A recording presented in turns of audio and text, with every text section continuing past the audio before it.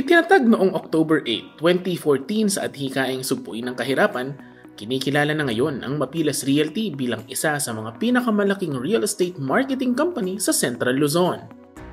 Ito ay pinangungunahan ng power couple na sina April Crez B. Mapiles na siyang VP of Finance ng kumpanya at ni Engineer Joliver P. Mapiles na President, CEO at inspirational leader ng Mapiles Realty.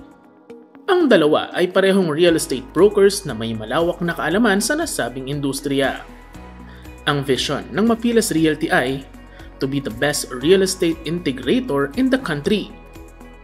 Ang mission naman ng Mapiles Realty ay to deliver unparalleled real estate services to our clients while providing outstanding income opportunities to our selling partners.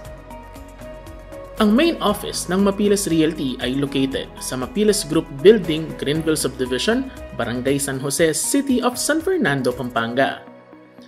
Ang adhikain na Sugpuin ng Kahirapan ay nakarating na rin sa Tarlac, Bataan, Bulacan, Nueva Ecija, Zambales, Batangas at Albay.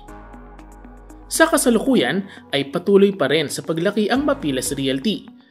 Ang selling force ng Mapiles Realty ay binubuo ng 13 kupunan at 5 corporate teams na pinangungunahan ng mga sales managers, sales directors, and board of mentors.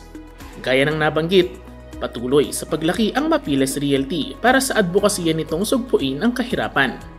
Sa pamamagitan ng pagtuturo at pagbabahagi ng kaalaman ng mga leaders nito sa mga naisubukan ng oportunidad ng nasabing negosyo, ay unti-unti itong nakapagdudulot ng pagbabago sa buhay ng maraming Pilipino sa iba't ibang panig ng bansa at sa susunod na panahon sa buong mundo.